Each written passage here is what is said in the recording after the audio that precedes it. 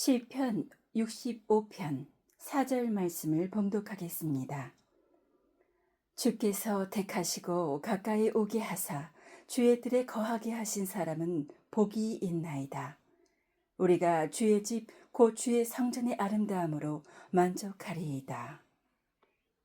주의 뜰에 거하라, 이런 제목으로 말씀을 드리겠습니다.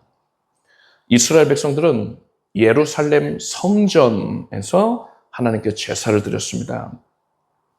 제사란 사람이 하나님을 섬기는 그런 행동을 말하는 겁니다. 하나님께서는 성전에서 제사를 통하여서 섬김을 받으셨습니다. 그렇게 성전에서 하나님께 제사를 드렸는데 주 70년에 로마 제국이 쳐들어와서 예루살렘에 있던 성전을 무너뜨려 버렸습니다. 그래서 오늘날에는요, 더 이상 성전이 존재하지 않습니다. 그러면 오늘날의 우리들은 하나님을 섬기기 위해서 성전에 대해서는 관심을 전혀 갖지 않아도 될까요? 성전이 없으니까 성전에 대하여 교훈이 되어 있는 기록된 말씀들은 우리가 관심 안 가져도 되는 겁니까? 절대로 그렇지가 않아요. 사도 바울은 고린도전서 3장 16절에서 너희가 하나님의 성전인 것과 하나님의 성령이 너희 안에 거하시는 것을 알지 못하느뇨? 라고 했습니다. 예수 그리스도를 믿는 성도가 바로 하나님의 성전이라는 것입니다. 옛적에 예루살렘에 세워졌던 그 성전은요, 여러 가지 영적인 그런 예표를 갖습니다. 예수 그리스도를 의미하기도 하고, 교회를 의미하기도 하고요. 또한 성도를 의미하기도 한단 말입니다. 그러한 영적인 의미를 담아서 다양한 교훈들을, 신령한 교훈들을 하나님께서 성전에 반영을 해두셨단 말입니다. 하나님께서는 이 성전을 통하여서 사람이 하나님을 섬기는 방법을 다양하게 알려주셨는데 그것을 헤아리는 기쁨이 오늘 우리 가운데에 있을 것입니다. 이스라엘 백성들은 성전이 예루살렘에 세워지기 전에는요, 이동식 가건물, 그러니까 천막인 성막에서 하나님을 섬겼습니다. 그곳에서 제사를 드렸어요. 성막은 성전의 축소판이라 할 수 있습니다. 성전과 성막은 구조가 매우 비슷해요. 그런데 성막이 훨씬 단순합니다. 그래서 성전에 게시된 교훈을 성막을 통해서 살펴볼 때에 우리가 더 쉽게 이해를 할 수가 있습니다.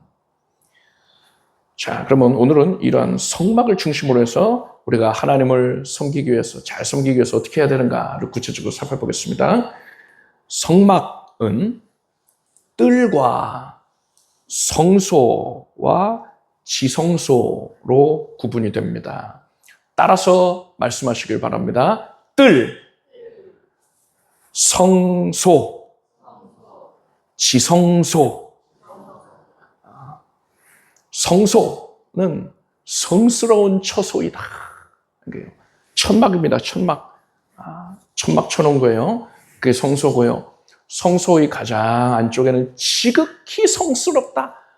하나님께서 임재해 계시니까는요, 지극히 거룩하다 는 의미에서 지성소라고 이름이 붙여진 거예요. 그리고 그러한 천막 밖에는요, 그러니까 성소와 지성소는 천막 아니고 그 천막 밖에를 뜰이라고 부릅니다. 성막뜰이에요. 오늘은 이 뜰에 대해서 살펴볼 겁니다. 우리가 성소와 지성소에 대해서는 종종 다룬 적이 있어요. 근데 이 뜰에 대해서는 구체적으로 자세하게 말씀을 드린 적이 드물 것입니다. 오늘 본문에서는요, 주의 뜰에 거하게 하시는 사람은 복이 있나이다 라고 했어요. 주의 뜰은 성전의 뜰, 즉 성막의 뜰을 의미합니다. 여러분, 주의 뜰에 거하는 자는 복이 있습니다. 여러분은 주의 뜰 안에 거하기를 바랍니다. 그렇다면 어떻게 해야 되느냐? 네 가지를 말씀드리겠습니다. 주의 뜰 안에 거하기 위해서 어떻게 되느냐? 첫 번째로 유일한 문으로 들어가야 됩니다. 문이 두 개가 있는 게 아니에요. 유일하게 하나밖에 없어요. 성막들에 보면은요, 울타리가 쳐져 있는데 거기에 동쪽으로 단 한 개의 문만 나 있습니다. 하나님께 제사를 드리려면 이 성막을 찾아와야 되거든요. 이스라엘 백성들이요. 아무 데서나 제사하겠다 하면 안 돼요. 성막에서만 해야 됐단 말입니다. 예루살렘 성전이 세워지고 나서는 성전에서만 해야 됐단 말입니다. 이스라엘 백성들, 그 수많은 백성들, 출애굽한 백성들 광야 생활할 때 이 성막이 있었으니까요. 200만 명, 총 인구수가 200만 명으로 추산을 하는데 그 수많은 백성들이 제사를 지내기 위해서는 성막을 찾아왔단 말입니다. 그 성막을 수많은 사람들이 드나드는데 그러면은 통행의 편의를 위해서 동서남북 사방향으로 다 입구를 내놓으면 편하겠잖아요. 한쪽 방면에 하나만 내놓을 게 아니라 뭐 서너 개씩 내놓으면 더 편하지 않겠습니까? 그런데 그렇게 안 하셨단 말이에요. 하나님께서는 오직 이 성막을 에워싸고 있는 그 울타리에 동쪽에만 문을 내게 하셨습니다. 단 한 개의 문이에요. 이스라엘 백성들은 오직 이 하나의 문을 통해서만 성막에 드나들게 하셨습니다. 왜 그러신 겁니까? 하나님께서는 이것을 통해서 사람이 하나님께 나올 수 있는 길은, 사람이 하나님께 나와 하나님을 섬길 수 있는 길은 단 하나밖에 없다. 유일한 하나의 길밖에 없다. 이것을 교훈하신 거예요. 그 길이 무엇입니까? 예수 그리스도이십니다. 예수께서 내가 진실로 진실로 너희에게 말하노니 나는 양의 문이라 하셨고요. 내가 곧 길이요 진리요 생명이니 나로 말미암지 않고는 아버지께로 올 자가 없느니라 하셨습니다. 성막의 울타리 가운데에 오직 동편에 난 한 개의 문, 이것은 오직 예수 그리스도만이 유일한 구원의 길이시다라는 걸 증거하고 있는 거예요. 그런데 세상 사람들은요, 이 문을 알지도 못하고요, 이 문에 관심도 없고 이 문을 거부하고요, 다른 문을 찾고 있고 또 심지어 새로운 문을 만들어내려고도 합니다. 그렇게 세상 사람들이 추구하고 있는 문이 무엇이냐? 그것을 가리켜서 세상의 종교라고 부르는 거예요. 종교. 여러분, 예수 믿는 믿음, 신앙을 여러 종교 중에 하나다. 그래서 뭐 기독교다 이렇게 분류하지 않습니까? 그건 세상의 편의를 위해서 그래 한 것이고요. 우리는 종교인이 아니에요. 우리는 진리를 믿는 자들입니다. 반면에 세상 사람들은요, 자기가 만들어낸 문, 아니면 뭐 그들 중에 나름 똑똑한 사람, 아니면 남을 속이기 좋아하는 사람, 그런 사람들이 구상해낸 문, 그것을 추구하는 자들인 거예요. 그것을 다 종교인 것입니다. 그런데 그렇게 그들이 만들어낸 문, 그것을 아무리 길을 쓰고 그 안에 들어가려고 한다 하더라도요, 절대로 구원에 이를 수가 없습니다. 많은 돈을 내고 거길 들어간다 해도요, 아니면은 뭐 수고를 해야 되니까 막 무릎으로 땅을 벅벅 찍으면서 피가 무릎에 철철철철 흐르는데 기어서 그 문을 들어간다 해도요, 구원 못 받아요. 그런 모든 시도를 하나님께서 가증하게 여기십니다. 우리가 WCC, WEA 이들을 경계하고 배척하는 이유가 바로 이거예요. 그들은요, 전 세계 종교들을 통합하기 위해서 뭐라고 하느냐? 예수는 구원의 길 맞지? 맞아. 예수 믿어서 구원받잖아. 아멘, 아멘 하고서는요. 그런데 예수 이외에도 구원의 길은 많이 있어. 알라가 됐던, 부처가 됐던, 심지어 정화수 떠놓고 비나이다 하는 천지신명이 됐던, 그렇게 그들이 섬기는 대상은 결국 궁극적인 신인 거야. 유일한 신인 거야. 그러니까 그 신을 섬기는 방법이 다양한 것이고, 예수는 그런 다양한 방법 중에, 신을 섬기기 위한 방법 중에 하나일 뿐인 것이다. 다양한 방법으로 구원에 이를 수가 있는 것이다. 이렇게 얘기를 해요. 이것은 동편에 유일하게 하나의 문을 내신 하나님의 뜻과는 정면 배치가 되는 것입니다. 이들은요, 예수 이외에 다른 구원을 주장하는 자들은요, 아무리 그들이 뭐 성경을 많이 알고 있다 하더라도요, 아니면 나 하루에 10시간씩 기도합니다 이렇게 주장한다 하더라도요, 아무리 뭐 경건한 체한다 하더라도 구원 못 받은 거예요. 예수 이외에 다른 구원을 주장하는 자들, 그러한 가르침을 추종하는 자들은요, 명백합니다. 구원이 없어요. 구원과는 일적 관계가 없는 자들입니다.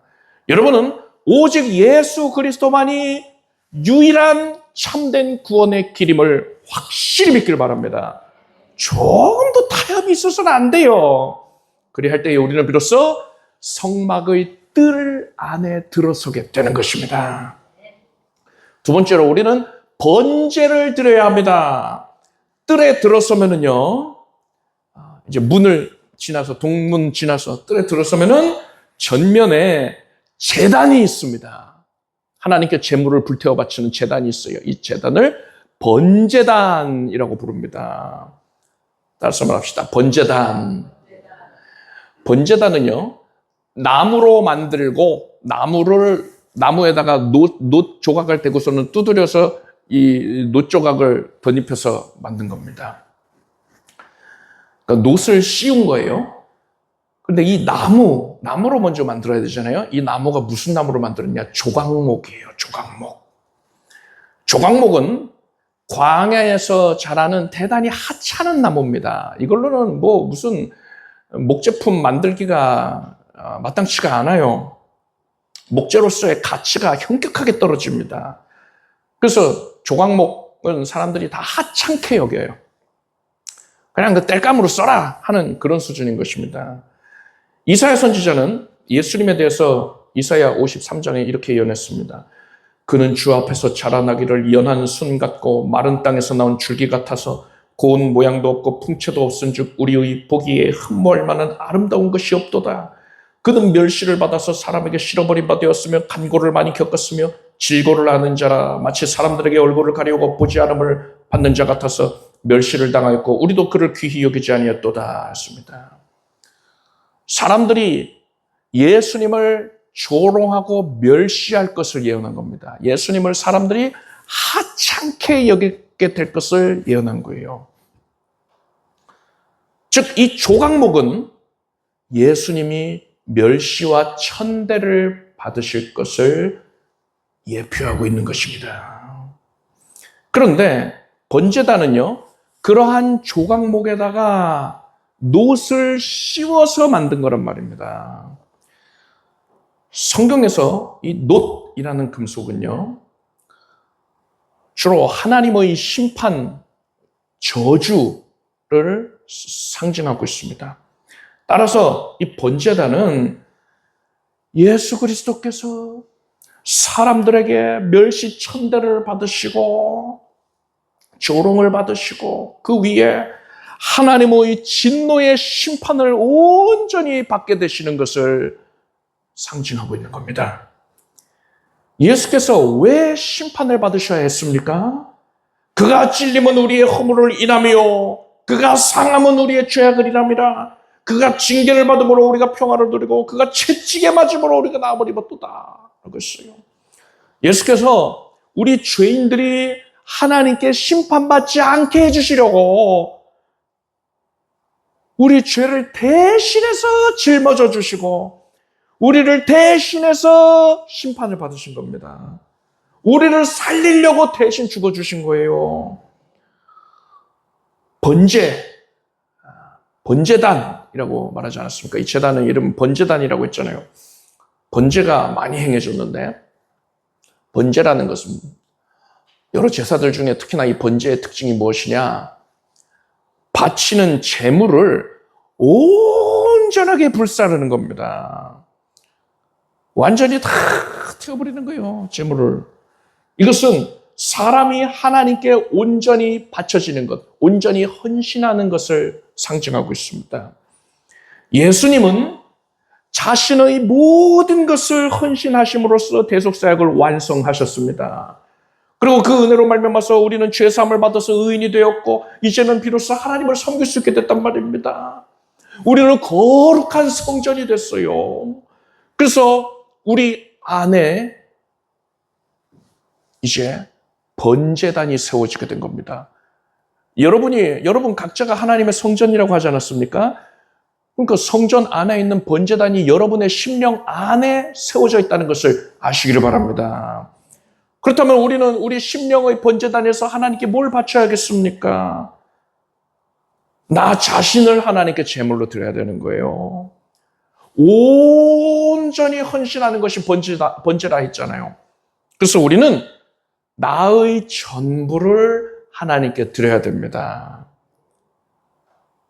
이전에는 내가 나를 위해서 살아왔어요.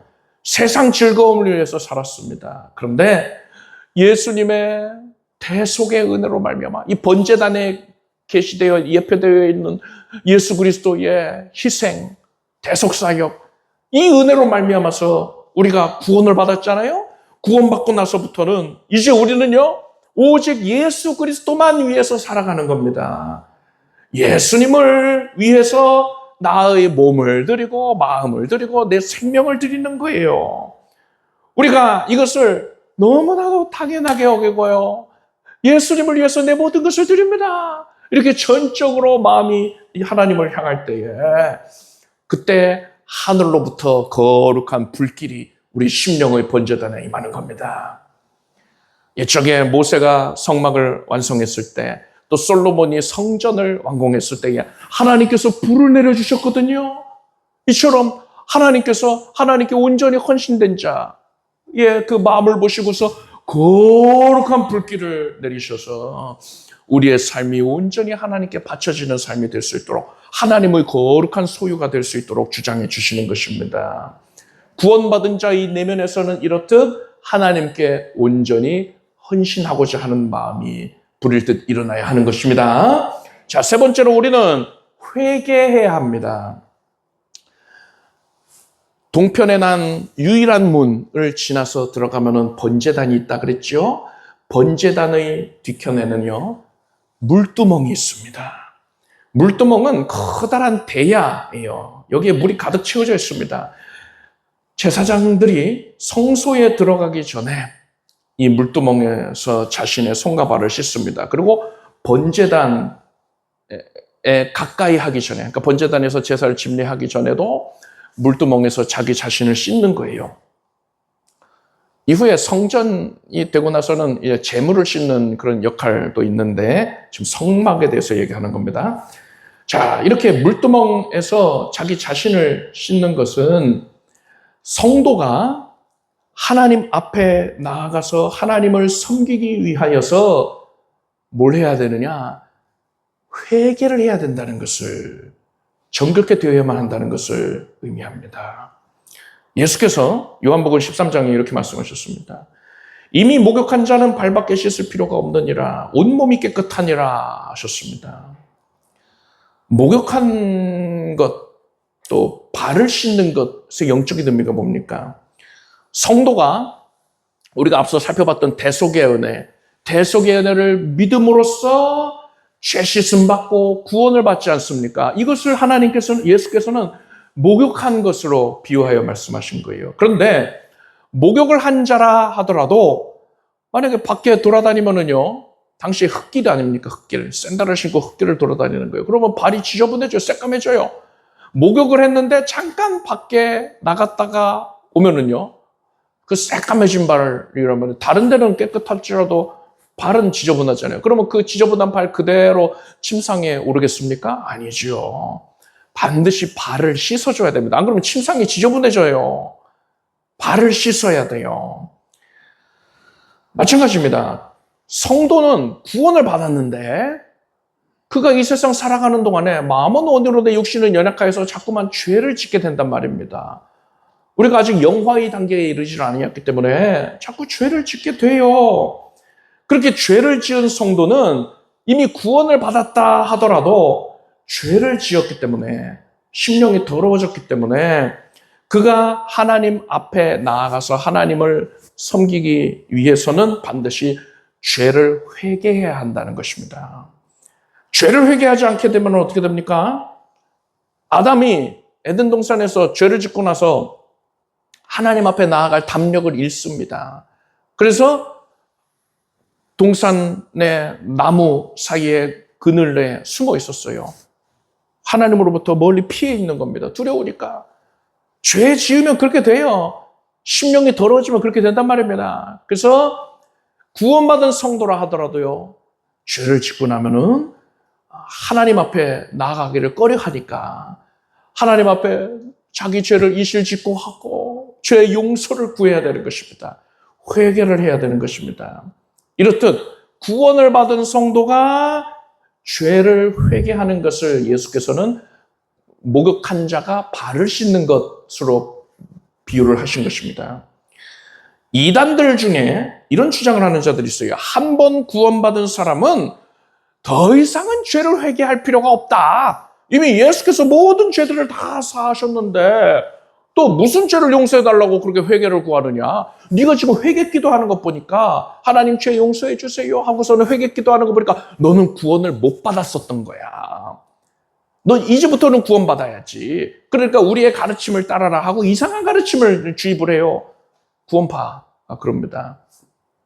여러분, 이들은 목욕한 자가 발을 씻어야 한다라는 예수 그리스도의 가르침의 정면으로 배척되고 있는 겁니다. 이들이 왜 이런 주장을 하느냐? 여러분, 마귀는요, 성도가 하나님 앞에 담대히 나아가서 하나님을 섬기지 못하게 하려는 겁니다. 그래서 성도가 회개하지를 못하게끔 회개 자체를 방해하고 있는 거예요. 여러분은 이러한 주장에 절대로 현혹되지 말고 사는 날 동안에 짓게 되는 죄들, 그것에 대하여서 그렇게 죄를 짓게 되거든 하나님 앞에 엎드려 고하고 용서를 구하게 되길 바랍니다. 그래서 담력을 얻어서 하나님을 더 성실히 섬기는 모습을 보이게 되길 바랍니다. 요한일서 말씀에 만일 우리가 우리 죄를 자백하면 저는 미쁘시고 의로우사 우리 죄를 사하시며 모든 불의에서 우리를 깨끗게 하실 것이요 라고 했습니다. 우리가 죄를 회개하면 하나님께서는요, 너는 어찌 그리 염치가 없느냐 하지 않으신단 말이에요. 불쌍하게 여겨주신단 말입니다. 우리 죄를 씻어주십니다. 그래서 우리가 하나님 앞에 담대히 나아갈 수 있는 담력을 얻게 해주시고 하나님을 섬길 수 있게 해주시는 것입니다. 네 번째로 우리는 주의 뜰에 거하기 위해서 뭘 해야 되느냐? 세마포장을 견고하게 해야 합니다. 세마포장을 견고히 해야 된다. 이게 무슨 말입니까? 성막의 뜰은요, 울타리로 둘러싸여져 있습니다. 작은 기둥들이 박혀 있어요. 조각목으로 만든 기둥들이 박혀 있고 기둥과 기둥 사이를 세마포장으로 흰색 커튼으로요 이렇게 둘러싸 있는 겁니다. 세마포장은 흰 천으로 만든 커튼이다 이렇게 생각하시면 쉬워요. 세마포장으로 둘러싸여져 있는 영역이 바로 성막의 뜰입니다. 동편으로는 문 하나가 있는 것이죠. 울타리를 이루고 있는 그 작은 기둥들은요, 성도를 의미합니다. 작은 기둥들이 세마포 천으로 연결이 되어 있잖아요. 이처럼 성도와 성도는 성령의 교통하심으로, 성도가 서로 교통하는 것과 이렇게 사도신경에 우리가 고백하지 않습니까? 성령의 교통하심으로 성도와 성도는 연결이 되어 있어요. 이것을 의미하고 있는 겁니다. 이렇게 성령으로 하나가 되어서 성도와 성도가 연결이 되어서 교회가 이루어진다라는 걸 의미하는 거예요. 그런데 우리는요, 이 성막, 성전을 예수 그리스도 교회로 놓고 이해할 수도 있지만 지금 오늘 우리는요, 이 성막, 성전 자체가 바로 성도를 의미한다라는 입장에서 이해를 하고 있지 않습니까? 그런 관점에서 살펴보자면은 이 기둥과 기둥을 연결하고 있는 세마포장은 뭘 의미할까요? 사도 바울은 골로새서 3장 14절에서 이렇게 말했습니다. 이 모든 것 위에 사랑을 더하라. 이는 온전하게 매는 띠니라 했습니다. 우리 안에 있는 세마포장은요, 그 정체가 무엇이냐? 내가 다른 성도를 사랑하는 마음인 거예요. 다시 말씀드립니다. 여러분이 바로 성전이요, 성막이지 않습니까? 여러분 안에, 여러분 심령 안에 성막들이 있어요. 성전들이 있단 말입니다. 그 성전들은 세마포장에 에워싸고 있는데 그 세마포장의 정체가 뭐라고요? 내가 다른 성도를 사랑하는 마음인 겁니다. 내가 다른 성도를 사랑함으로써 내 안의 성전 울타리가 견고해지는 것이고요. 나는 주의 뜰 안에 거하는 자가 되어서 주의 뜰에 거하는 자는 복을 받는다면서요. 그 복을 내가 받아들이게 되는 것입니다. 그런데 내가 다른 성도들을 대할 때에 그를 정죄하고 판단하는 마음이 가득하다면 이건 뭘 의미합니까? 나의 심령의 세마포장은 구멍이 뻥뻥 뚫려 있는 거예요. 너덜너덜해져 있는 겁니다.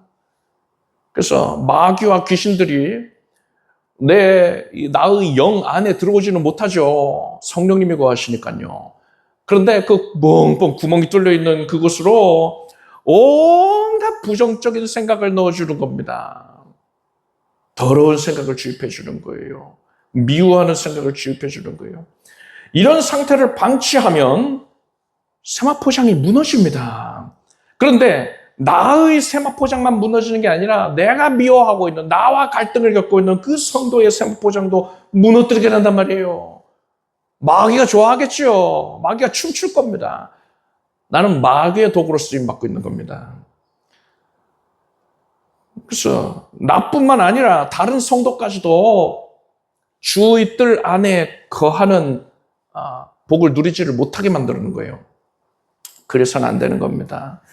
시편 133편을 보면은요, 형제가 연합하여 동거함이 어찌 그리 선하고 아름다운고, 머리에 있는 보배로운 기름이 수염 곧 아론의 수염에 흘러서 그 옷깃까지 내린 같고 헐몬의 이슬이 시온의 산들에 내린 같도다. 거기서 여호와께서 복을 명하셨나니 곧 영생이로다 라고 했습니다.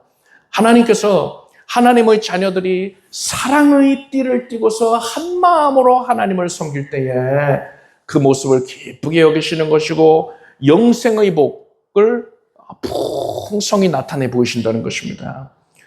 그리고 이 말씀을 다른 관점에서 표현을 해보자면요, 영생의 복을 허락받은 성도들은 서로를 사랑하고 섬기는 하나된 마음으로 하나님을 섬기게 된다라는 겁니다. 그게 구원받은 자들이 보이는 당연한 특징이라는 거예요. 여러분 생각을 해보십시오. 나는 영벌 심판을 받아서 지옥에 던져져야 마땅한 존재입니다. 그런데 천국에서 영생 복락을 누리게 됐으니까 우리는요, 이 구원을 허락받은 우리들의 인생은 가장 큰 성공을 거둔 겁니다. 더 큰 성공이 없어요.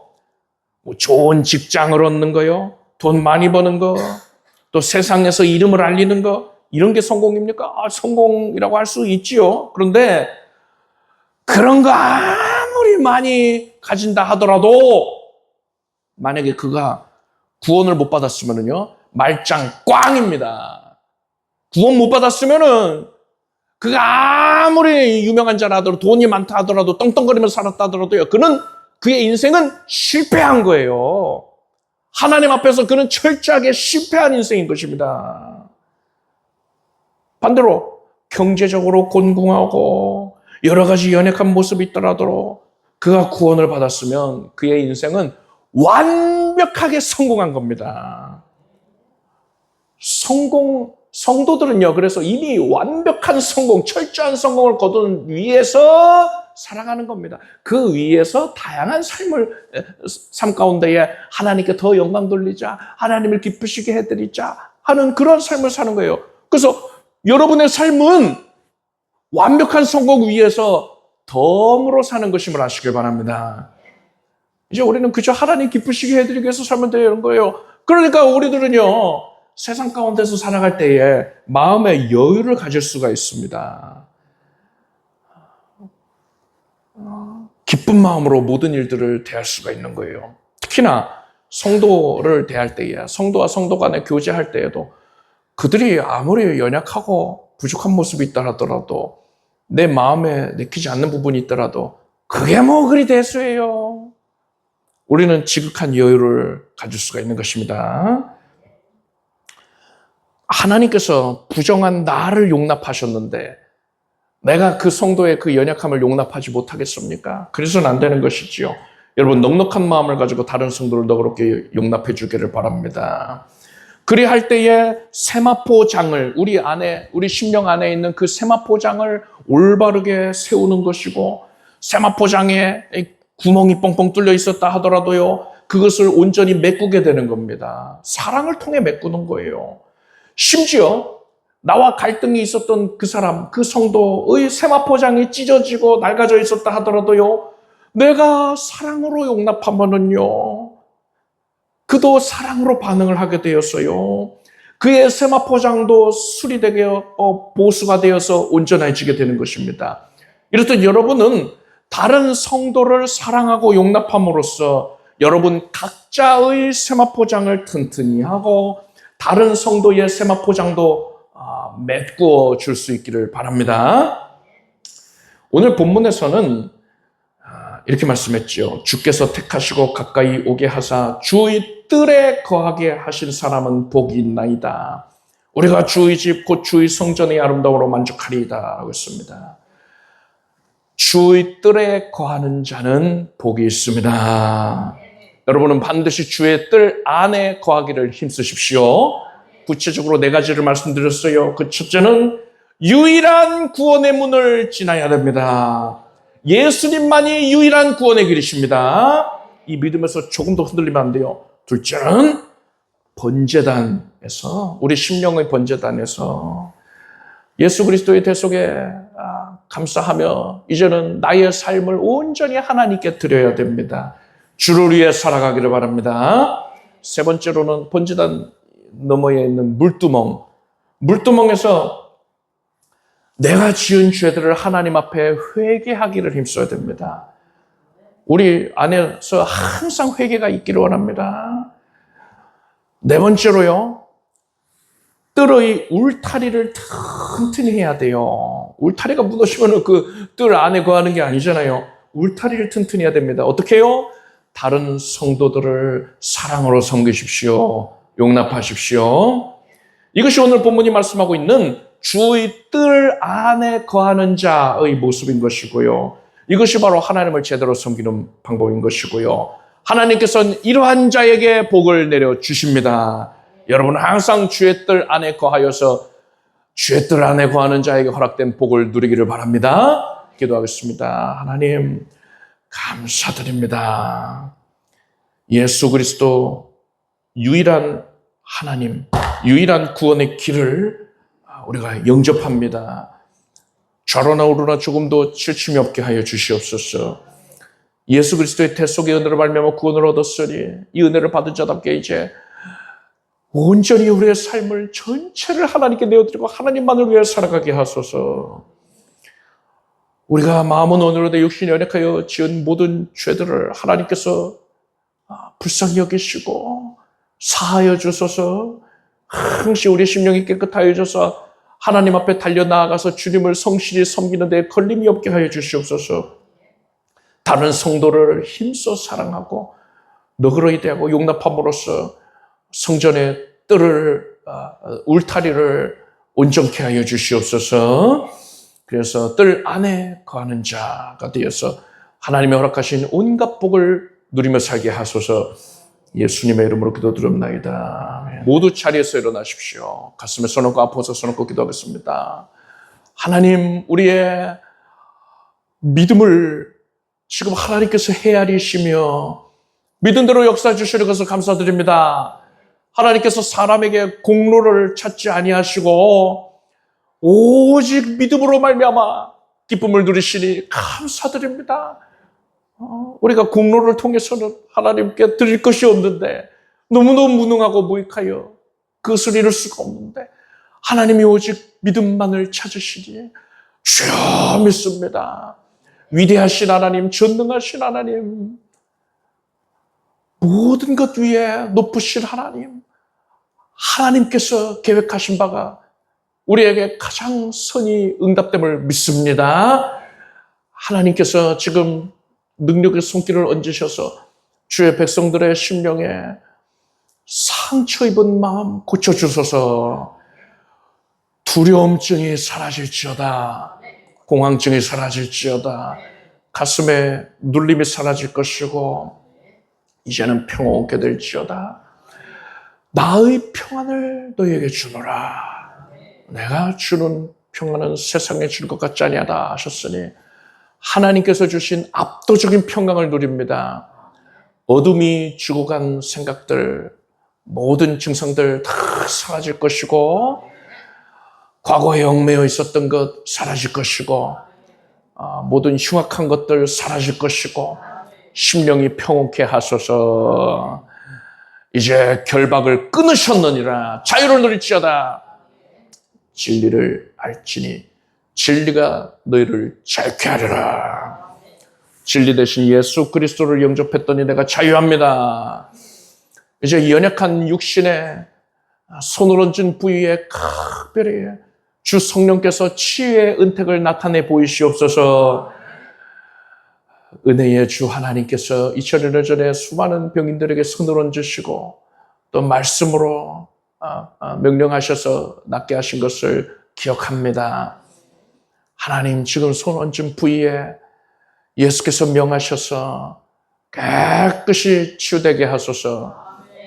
예수께서 내가 원하노니 고침을 받으라. 그 말씀 그대로 지금 응하게 하소서.